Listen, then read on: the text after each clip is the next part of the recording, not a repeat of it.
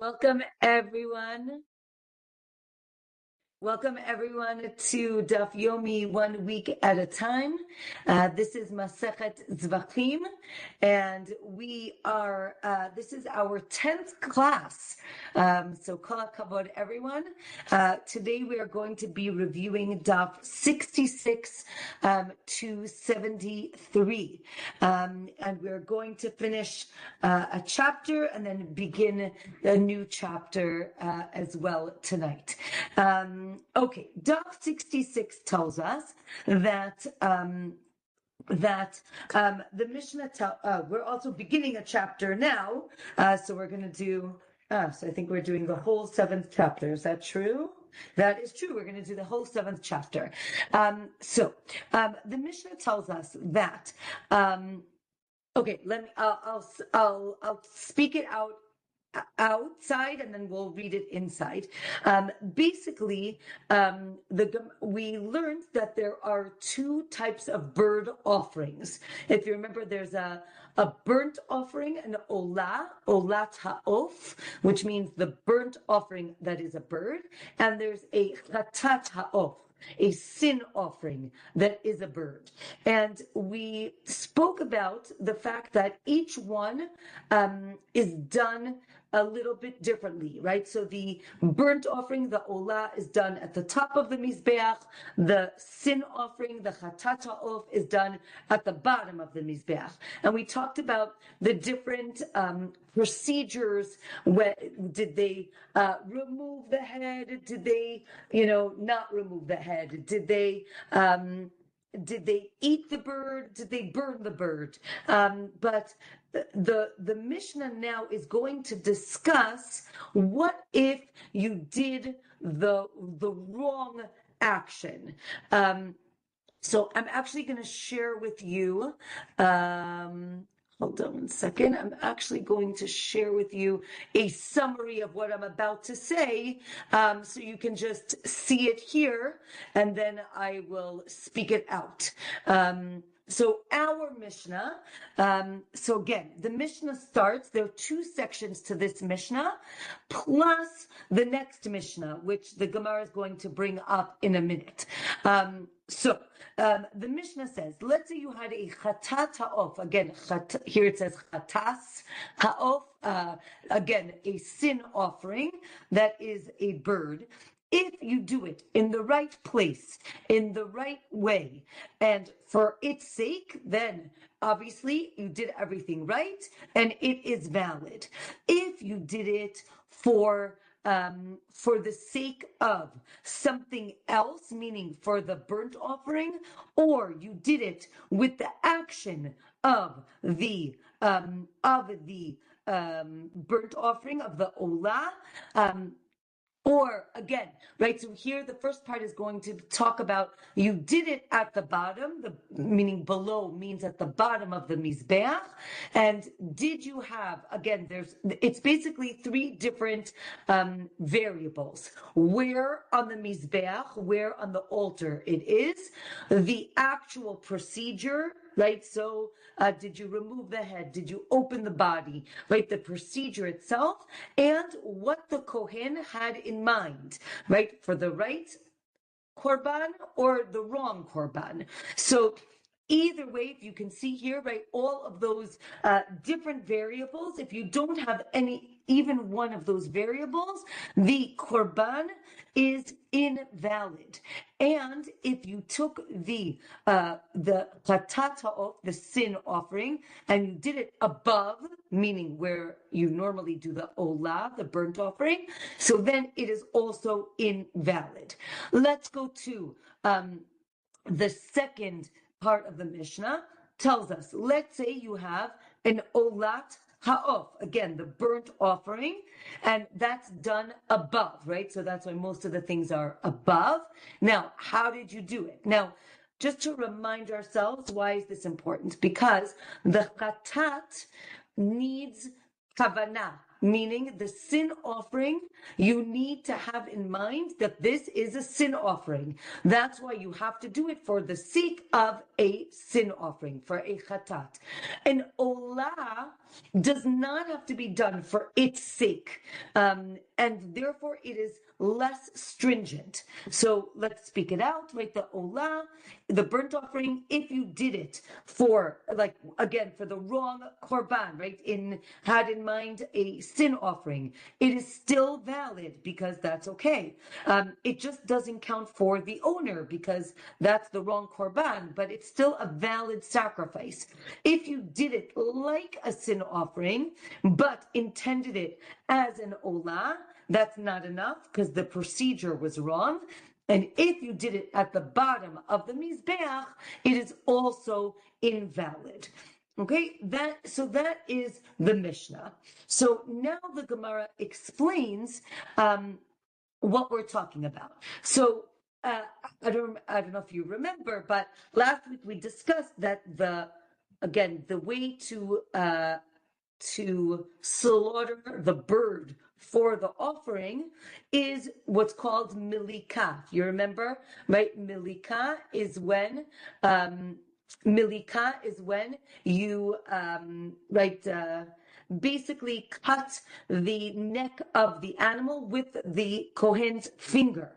So for milika of the chatat, of the sin offering, you only have to cut one, we call it one siman, meaning in the neck of the bird there are two we'll call it two pipes, right? What we would call the esophagus and the trachea. It might be called something else in a bird, I don't remember. But basically the windpipe and the esophagus, you only have to cut one of them for the sin offering, for the chatat. But for the olah, you have to actually remove the head, meaning you have to cut both of those simanim, both of the, whatever the word is, things. Okay, you got it. Right? So maybe that's the procedure that we're talking about. And like if you did 1 versus 2, maybe that's what the Mishnah is talking about when it talks about doing the procedure for the wrong korban. Or the Gemara says, no, maybe it's about actually separating the head and separating the body. That is also a difference in the procedure of the korban. Or maybe we're talking about the way you put the blood on the mizbeach, on the altar. Because for the chatat, it needs to be sprinkled on. And for the olah, it's just like squeezed on. And those are two different things. So basically the Gemara says there's 3 different ways to do the procedure in the wrong way. And the question is, what are we talking about? Which procedure is wrong? So another thing the Gemara says is that we're not saying that he did malika in the wrong place, right? Maybe we said, like, maybe he killed the bird like up on top and then ran down. The Gemara says that's not the issue. The issue is that we're talking about the sprinkling of the blood, and that the blood needs to be put on the mizbeach differently for the two different sacrifices. Now the Gemara says, even though the sacrifice is invalid, it is not a nevela. So let's explain what that means. A sacrifice being valid means it can be put on the altar, on the mizbeach. If the sacrifice is invalid, it may not be put on the altar, on the mizbeach, right? It's invalidated. However, now you have a dead bird. Now, Jewish law sees dead animals in different ways, and we're going to talk about that now in a minute. There are different, different examples of dead animals, and depending on certain things, they can give off specific types of impurity. Okay, so something that's stringent is what's called a nevela. Nevela is an animal that dies that was not slaughtered, right? So if it was hit by a car, if it dropped dead, if it was shot, that is called a nevela. Nevela gives a certain amount of impurity, right? It's called tum'at nevela, the impurity of this dead animal. Now, there's an animal that died versus a bird. A bird that died has a different level of impurity. So a bird that is a nevela is not going to impart impurity if you just touch it. However, if you eat it, so when you swallow it, it will make the person impure. Okay, this in Hebrew is called mitameh bebeit habliya, right? It makes the person impure when they swallow it, like literally swallow it. So the Gemara now just said, if you do milika, right? You slaughtered the animal, the bird, and it is not a valid sacrifice. However, and we're gonna speak this out in a minute. However, because you ritually slaughtered the animal, it is not a nevela, and it does not transmit impurity. Okay. Great. We're going to learn in a minute that if you have an animal that is about to die, right, for natural causes or again other reasons, it's about to die. If you slaughter it, right, if you shecht it, it is then taken out of the category of nevela, and now that it is dead, it will not transmit impurity. So that's what we're talking about, and we're going to go back and forth, right? Again, we talked about milika is parallel in the temple to shchita, to slaughtering of an animal. So that's what we're discussing. Okay, now, okay, hold on one second. Okay, now, so that is the first Mishnah. Now, the next Mishnah says that in all the cases that we just mentioned, remember you did it the wrong way, if you ate the bird, you are not impure, which is what we said, because there was milika, even though it is not a valid sacrifice, it does not make the person impure. Okay, so from now on, we're going to say it's not a nevela. Okay, now, it is still, again, it's an invalid sacrifice, but it still has sanctity. Therefore, if you use it for your own personal benefit, you have transgressed, right? What's called me'ilah. If you remember, me'ilah is when you steal, right, or use something that was sanctified for your own benefit. So these birds are still in that category for me'ilah, because again, as we said, you can't eat it. You can't eat it because it wasn't done properly. But it still has a level of sanctity. Okay.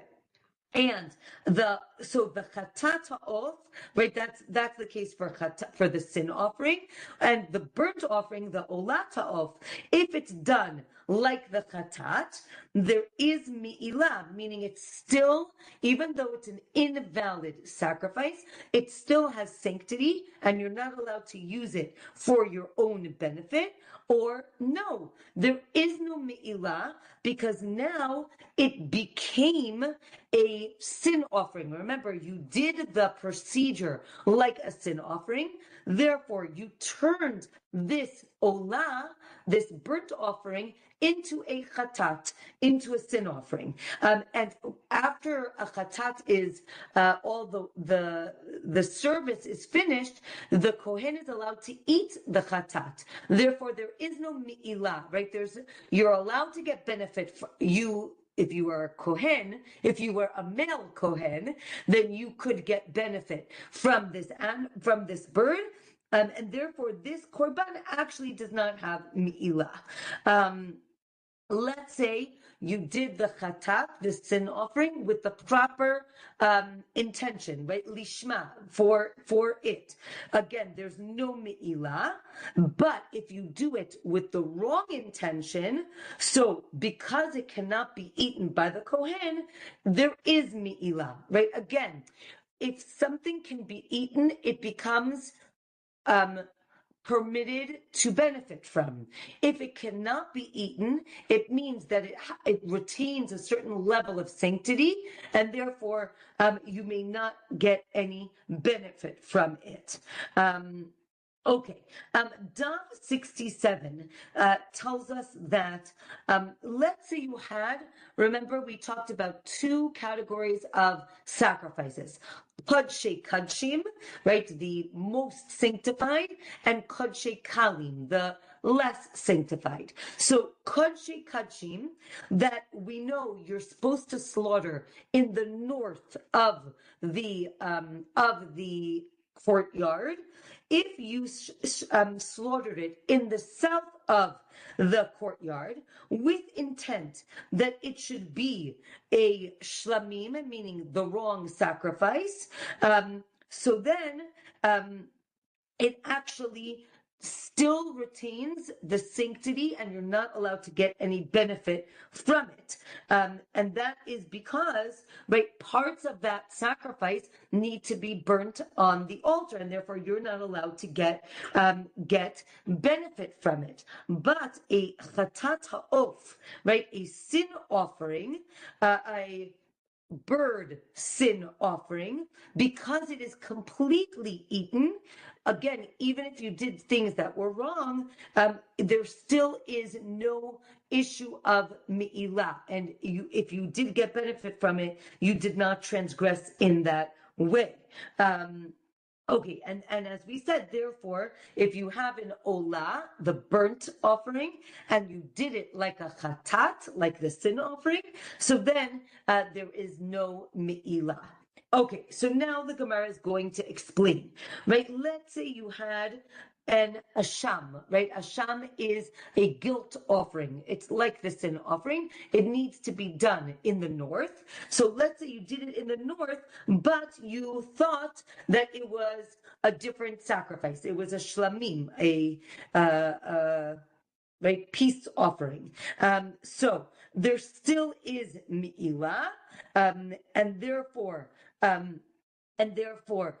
maybe we should say, as the opposite than what we just said before, maybe we should say that if you have the olat ha'of and you do it like the chatat, again, you have the burnt offering and you do it like the sin offering, so maybe it should retain the sanctity and you may not benefit from it at all. So the Gemara says no, because the original case that you just brought with the asham, you didn't change the place, you did it in the right place, therefore it's still valid. But with the birds, we actually were talking about the fact that you changed the place, right? You either did it on top or you did it below, right? You did it in the wrong place, and therefore you have changed the nature of that sacrifice.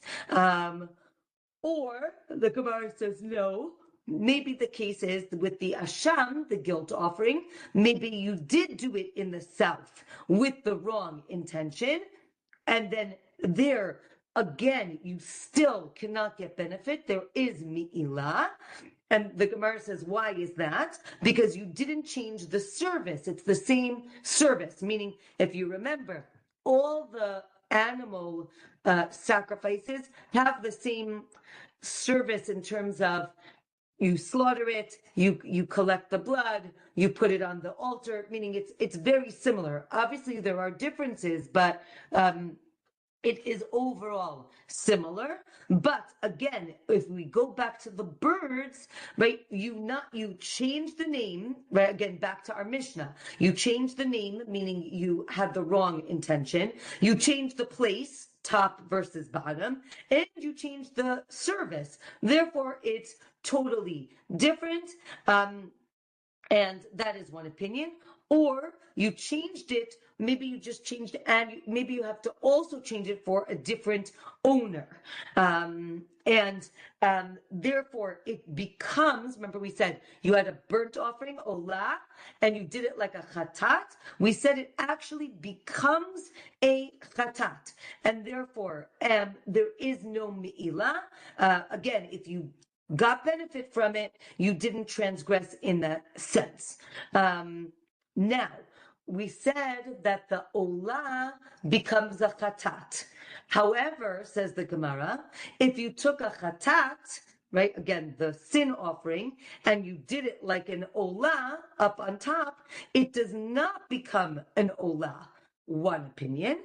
Another opinion is that it does become like the olah, right? That is going to be, that is the discussion. And again, it goes back to how, remember we said, when you do milika, for the chatat, for the sin offering, you only have to do one siman, right? One of the types, but for the olah, you have to do two. So what does the Gemara say? That when you take the chatat that you only needed one for, and you do it up on top where the olah is, when you cut the first siman, right? As soon as you cut the first siman, you now just made it a chatat, but it's in the wrong place. So it's already a chatat, and therefore it can't become an olah. Again, olah is two simanim all the way through, and therefore chatat done on top does not become an olah, but an olah down at the bottom becomes a chatat. Okay. If that was not confusing enough, now we have more confusion. Okay, the issue with birds is, and there's actually a whole masechet called kinim, but nothing against that masechet, but Baruch Hashem, it's very short because it is extremely complicated. Because generally, when you went to the Beit HaMikdash, to the temple, you brought what's called a ken. A ken, it literally means a nest, but basically you brought, maybe it was you were holding something, or it was a basket, but it was something that had two birds. Many times when you have to bring a bird offering, many times you have to bring two different offerings, meaning one an olah and one a chatat, and you have these two birds. Now, Masechet Kinim is all about the birds getting mixed up, because as we know, live birds tend to fly around. Now, what happens if you have, two women? Now, the reason we're using women is because after a woman gives birth, she has to bring this sacrifice, meaning a ken of two birds. One is a chatat and one is an olah. Okay, so if that's not complicated enough, so now we have two women. Each one of them has two birds. So I guess that's four birds, two women. Okay, remember that. So here's the case. Two women bring a pair of birds. Now, let's say that the Kohen already sacrificed one bird for each one of these women. And now they're bringing another pair, one for one and one for the other. Don't ask me why they're not separate, but they're together. So one woman needs to bring an olah and one needs to bring a chatat. Now, let's say, again, so it's two birds, but they're two separate sacrifices for two separate people. Now, obviously, if the Kohen did it correctly, so he did it correctly. Let's say he did it incorrectly. So if the Kohen he sacrificed both of them up on top, like an olah, or both of them down below, so then one of them is going to be valid and one of them is going to be invalid. Because remember, one of them needed to be either above or below, but the other one didn't. So one sacrifice is valid, one sacrifice is invalid. If he did one above and one below, now, you'd say, great, that's what he was supposed to do. But if he didn't have in mind the right person, maybe he did the wrong person's one in the wrong place, and therefore they're both invalid because, again, maybe they were done in the opposite places.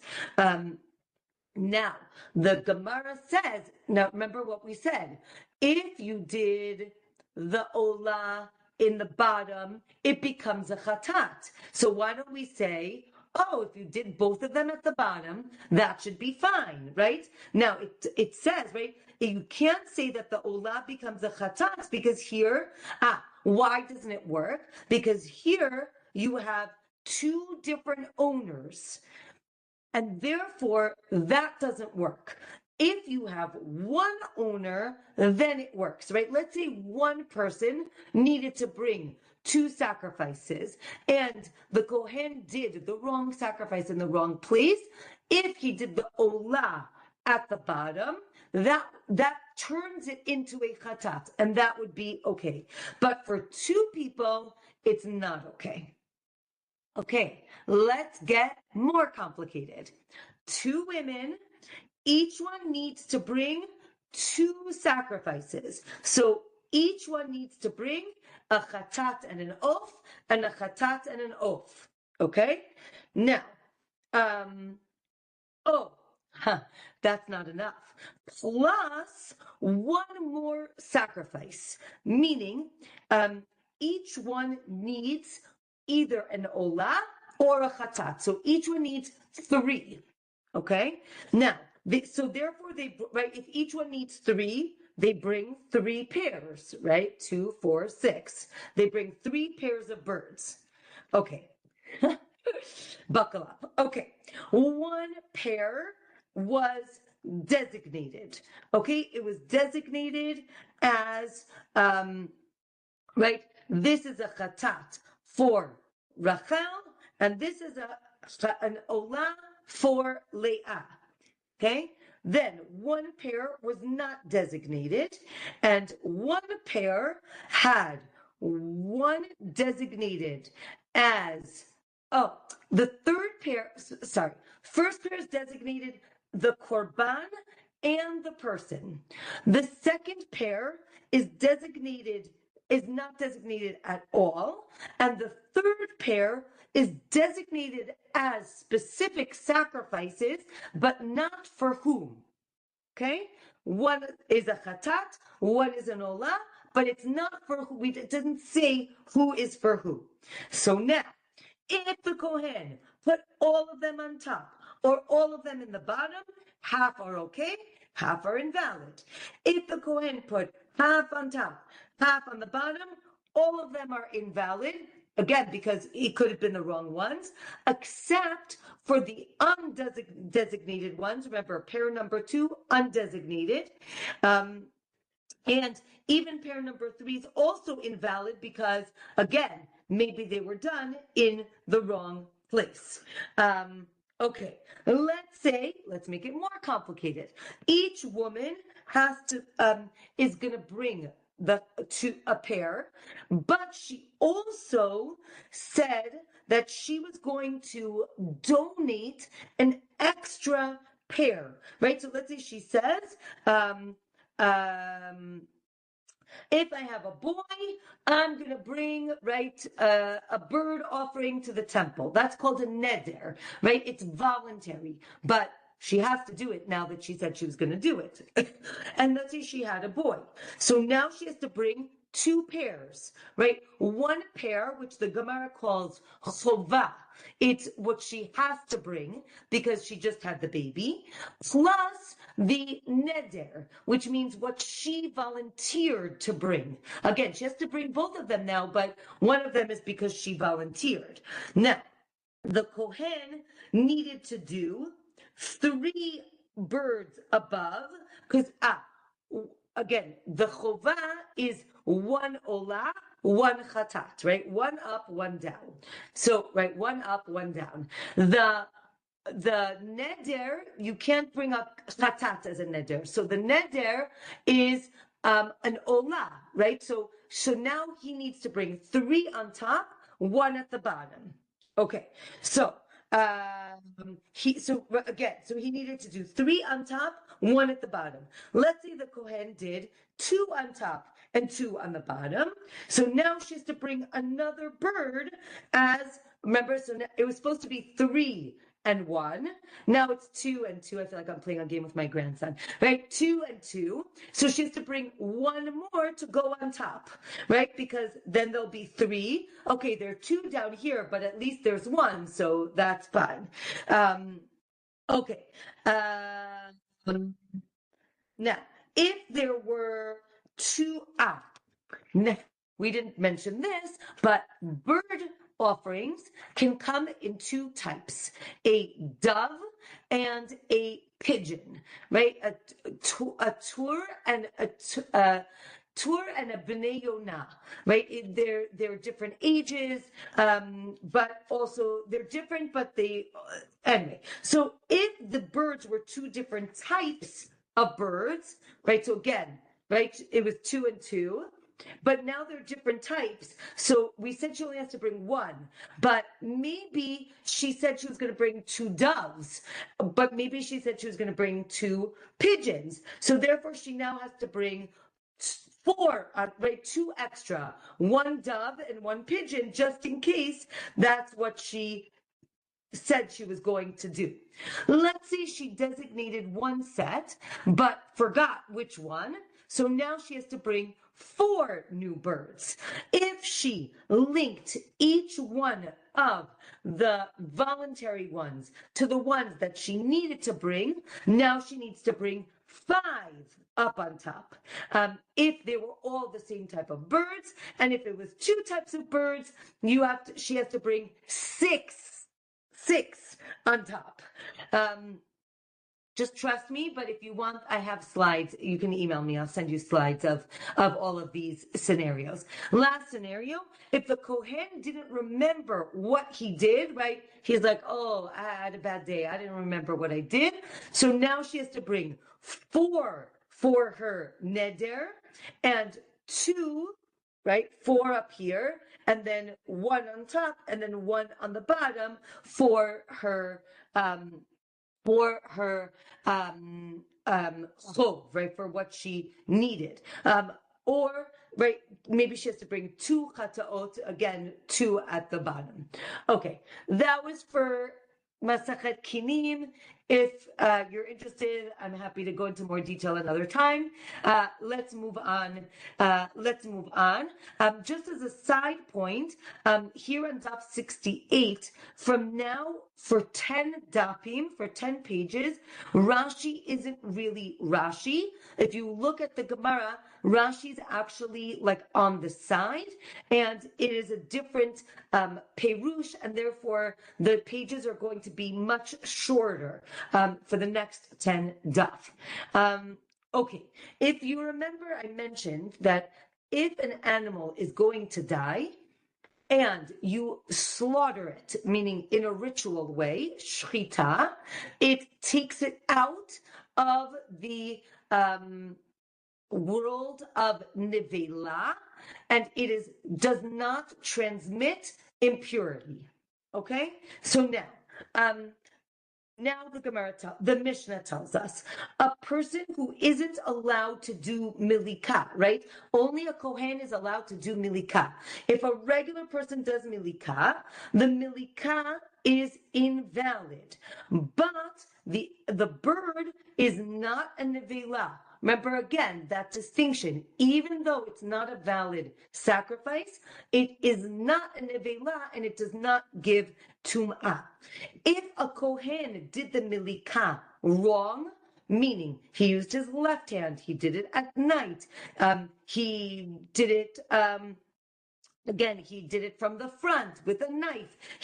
Not with a knife, sorry. He did, let's say, a not sanctified animal, what's called chulin. He did that in the temple, or he took something sanctified, kodshim, and he did it outside. So all of those things, even though they're wrong, the animal is not an avila and does not give impurity. However, if the Kohen did milika with a knife, or he did milika on an unsanctified bird, right? Again, chulin inside, or he did milika outside, or he did it on a bird that was either too young or too old, then that animal is a nevela, even though he did milika, because the milika itself was wrong. The animal is still a nevela. Sorry, 1 second.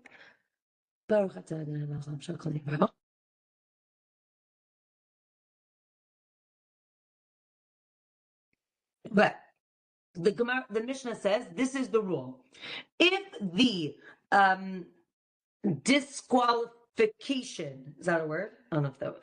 If the thing that disqualifies it is about sanctity, is about chodesh, meaning the bird itself is fine. It's just that you did something that was wrong with the procedure, so then it's not a nevela. But if the invalidation is because of the bird itself, then it still is a nevela, even if you did milika. Okay, so now the Gemara explains. If you did it with the left hand or you did it at night, it's not a nevela. If you did it with a knife or the wrong person, it is a nevela. So the Gemara asks why? What's the distinction between those two things? So the Gemara says that there is a temple service that is valid if it's done with the left hand or at night, and therefore, if you do that, it is enough sanctity to not make it a nevela, right? Again, for it to not be impure. However, right, if it's the wrong person or totally the wrong service, it's going to make it a nevela, meaning it's as if you didn't do anything.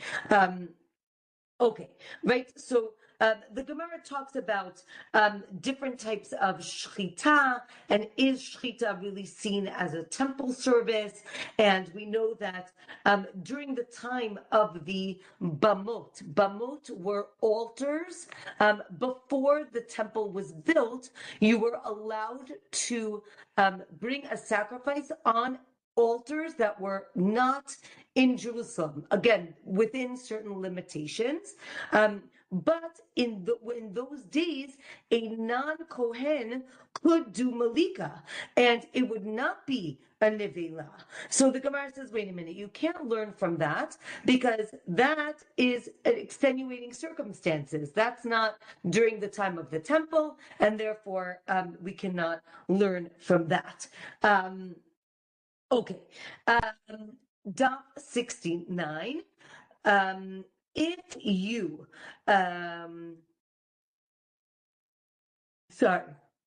if you do shchita of a bird that is sanctified, it will not become a nevela, meaning no impurity.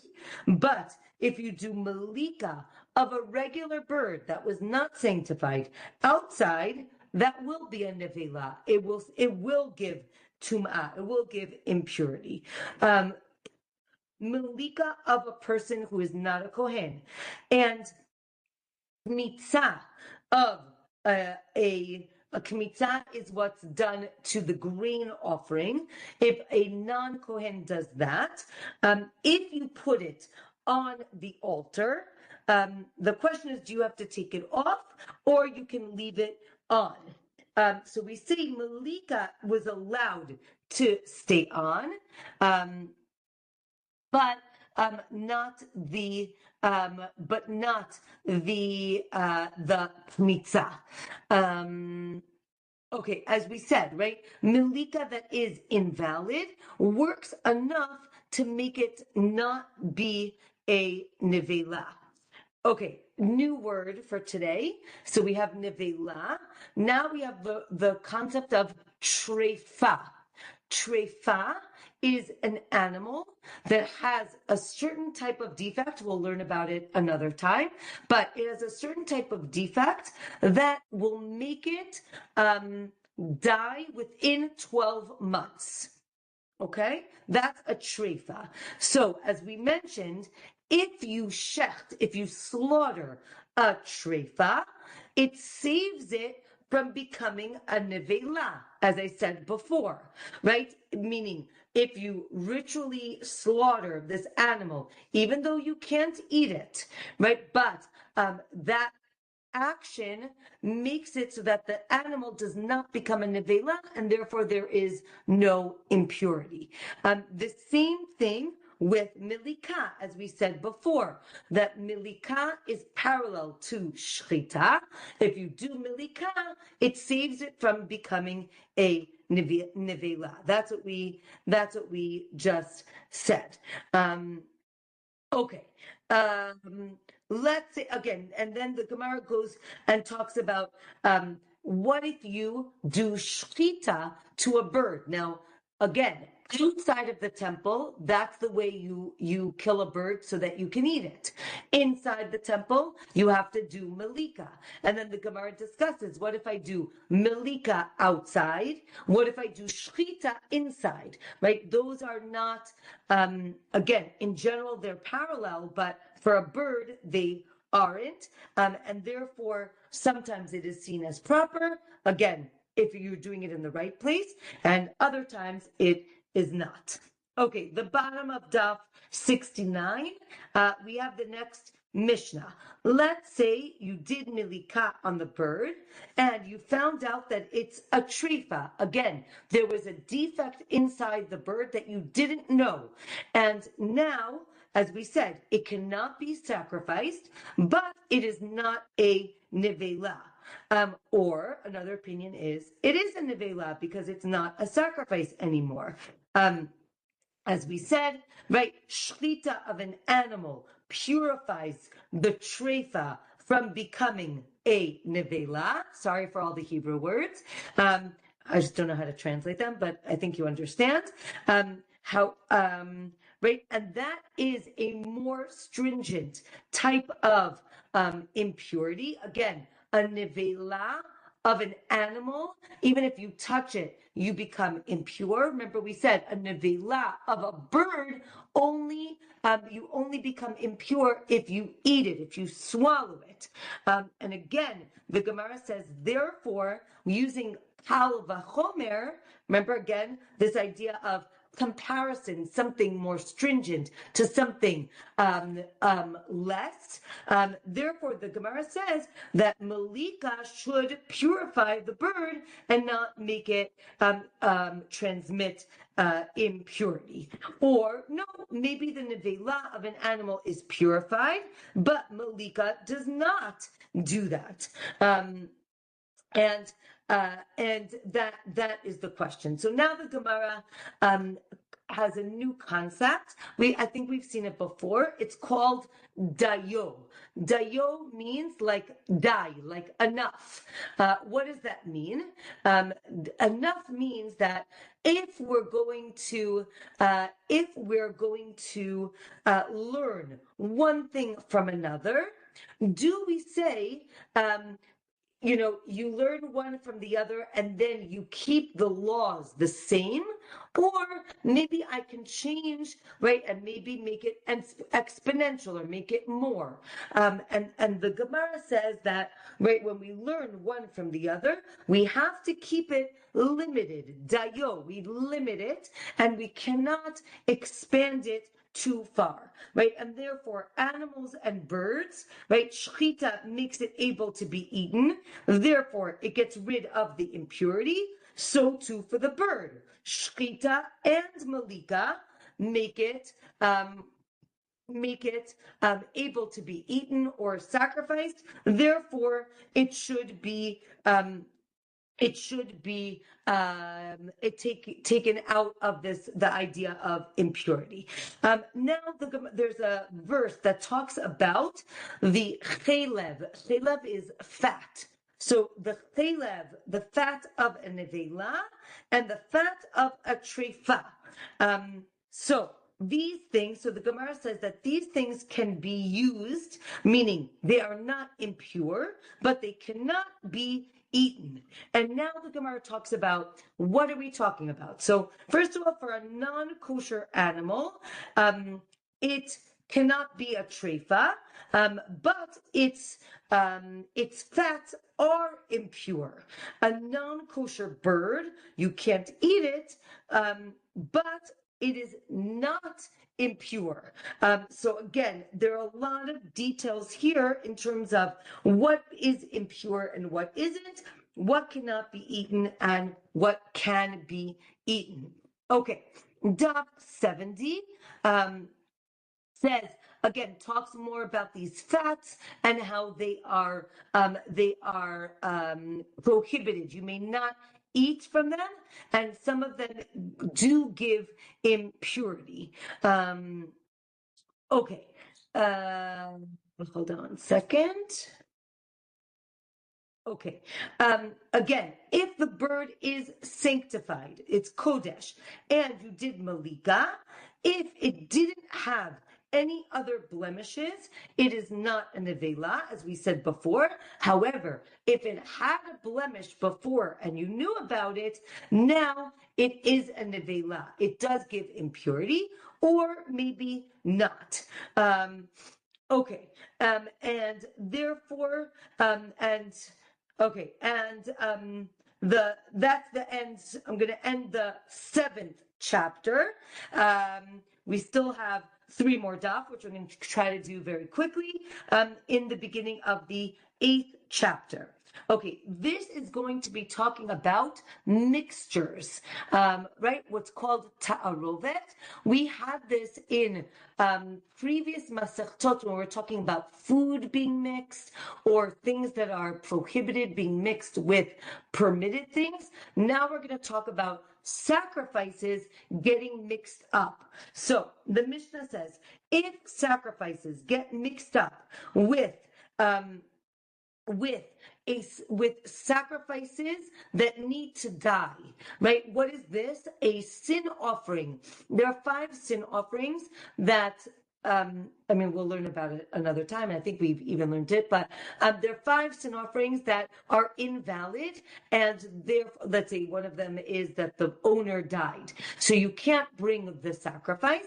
Therefore, that animal needs to die. Cannot be an offering, and you can't redeem it. So it needs to die. So let's say a regular korban, a regular sacrifice of an animal, gets mixed up with one of these animals that need to die. Even if it's 1 in 10,000 animals, all of them need to die. Okay, don't worry. I mean, you could worry if you want, but then it continues, Daf 71. Let's say it got mixed up with an animal that was involved in sin, right? Or needs to die, right? Let's say this ox killed a person, or the owner said it needed to, it killed someone, or it was sodomized, or again, if for whatever reason it cannot be a sacrifice. So then, now we have this mixture of a valid sacrifice with animals that are invalid sacrifices. So for all of them, you wait till they get a blemish, and then you sell them, and then you take the money and you buy a new sacrifice. If the sacrifice gets mixed up with regular animals, you sell all of them, and then you again buy one for that sacrifice, and you sell all of those animals as sacrifices, and the Kohen brings them as an olah, right? But not for the owner. Let's say an olah, a burnt offering, got mixed up with another olah. So the Kohen brings it as an olah, but again, we don't know whose it is. Let's say the olah got mixed up with a shlamim, with the wrong sacrifice. You wait till it gets a blemish, you sell it, and with the money of the most expensive one, you buy an olah and a shlamim, right? Whatever the other sacrifice was, and then you bring that. Let's say it got mixed. Let's say it got mixed up with a bechor, a firstborn, or a maser, a tithe. So you wait till it gets a blemish, and then everything can be eaten like a bechor or maser. You redeem one of them, and you make that into the sacrifices, right? And then the Mishnah tells us all sacrifices can get mixed up, except for a chatat and an asham, because they're different animals, so you would never mix them up. Okay, so now the Gemara says, even if it's one chatat that needs to die with 10,000 sacrifices, even that they all need to die. And basically what the Mishnah is teaching us is that there is no bitul. Bitul means, right, bitul means nullification. There is no nullification with animals that can't be brought as a sacrifice or that are forbidden to get any benefit from, right? It doesn't matter how many, they do not get nullified. Daf 72 tells us that that sometimes, right, we know that sometimes there is this idea of majority. Why don't we say majority are fine, so maybe they should all be fine? So the Gemara says that it depends, right, when we say that. For things that are usually sold individually, so then they're called, right, chashuv. They're very important, and therefore each one of them is important. Therefore, they can't be nullified, right? If I say, right, I lost my diamond in, I don't know, a bunch of rocks, you wouldn't be like, oh, well, there's 10 rocks and one diamond. Oh, so forget it. There's no diamond here. What are you talking about? The diamond is precious, and I'm always going to look for that one diamond, right? The same thing with korbanot, right? We don't say, oh, the majority are fine. No, each one is important. Therefore, there is no nullification. There's no bitul. And then the Gemara discusses this concept of things that either are always sold by number, right? You buy a dozen eggs. You don't buy a pound of eggs, right? Each egg is important. So is it something that is always sold individually or sometimes sold individually? Daf 73 says that, right, animals are sometimes sold individually, and therefore there, as we said, there is no bitul. And from here, right, the Gemara talks about the concept of, wait, why don't I just take one animal out at a time and then say, oh, this must be the sacrifice, and sacrifice it? And we say no, because if something leaves a group, then we go according to majority. But if you take one out, we say it has a 50-50 chance.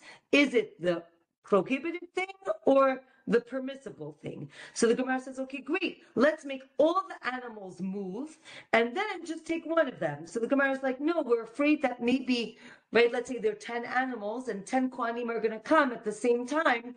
Now it's not majority. Now it's you have a 50-50 chance of getting, even though you don't really have a 50-50 chance. But if everyone comes at the same time, we assume that the one you take could be prohibited or could be permissible. Let's say a bird sin offering gets mixed up with the burnt offering.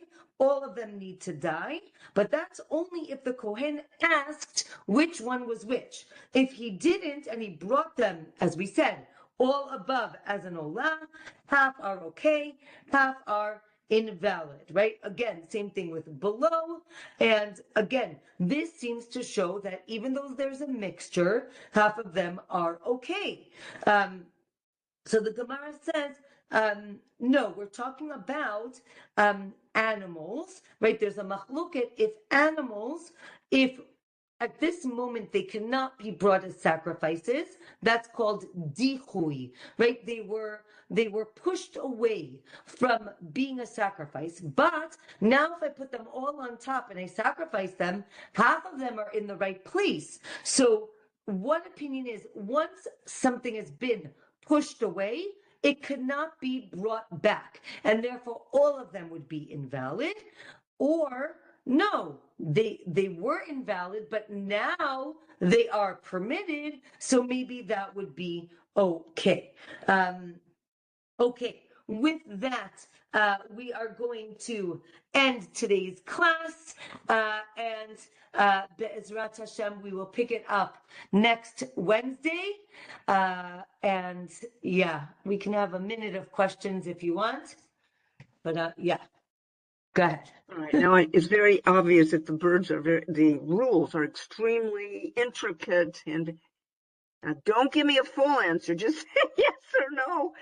But when you talk about the animal sacrifices, is it comparable?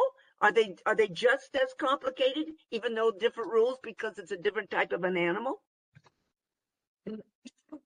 I would say less complicated, meaning the place where we saw complicated was putting the blood on the altar, meaning different animal sacrifices, the blood application was different. Above, below, 2 sides, 4 sides, 1 side, that was complicated. But everything till that point was less complicated. Okay. The birds are much more complicated. That's a generalization. That's good. Correct. And how would a Kohanim going to know if an animal was going to die within a year? Yes, so the Gemara talks about, we'll learn it later on, there are certain blemishes. Some of them you can tell from the outside, but some of them you could not tell till you opened up the animal, right? And that's why we always talk about, when like slaughterhouses are slaughtering animals to eat, they need to check different parts of the animal to make sure that it was a fully healthy animal, because some things you don't know from the outside. And they check the lungs first. Exactly. Yeah, I remember that one. Yes. Okay. Thank you. My pleasure. By the way, is this why, like, whenever I buy the whole chickens, they're always cut up? Like, you know, like in America, the whole chicken would be like intact and it had a cavity, but here, the chickens are open, are cut. You could buy a whole chicken. I buy a whole, but it has it's cut. So it's like fillet. It's, you know, it doesn't have like a intact cavity. There's like a, you know, like you buy I've seen a whole, but right, obviously, right, they always have to, after they shech the animal, they always have to check the lungs. So, right, they take out all the insides, but you could buy a whole chicken, like whole. Okay. But yes, but it's the lungs that they check to make sure that there's right, that they're chalak, right? That's where we get the idea of glut, right? That they're smooth. And we'll talk about that. There's a whole masechet about that. Thank you. It's like now the Thanksgiving, they sell turkeys, they're whole. They're not cut up. Well, no, they're not cut up, but they're open so they can reach it. You can actually go in and pull the lung out without opening up. Yes. No, the inside is all gone, but it's still whole. The outside is still whole. It's not cut up in pieces. Excellent. Excellent. Okay. Yeah. So happy Thanksgiving to those who are celebrating. Yes. And have a great week. Shabbat Shalom. And Bezrat Hashem, we will see each other next week. Bezrat Hashem. Regular day, regular time next week. Bye-bye. There's going to be a change after that, but okay. Okay, the next week's Overtime, and then Wednesday. that's it. Okay, thank you. Bye-bye. Okay, bye Shabbat everyone. shalom. Shabbat shalom.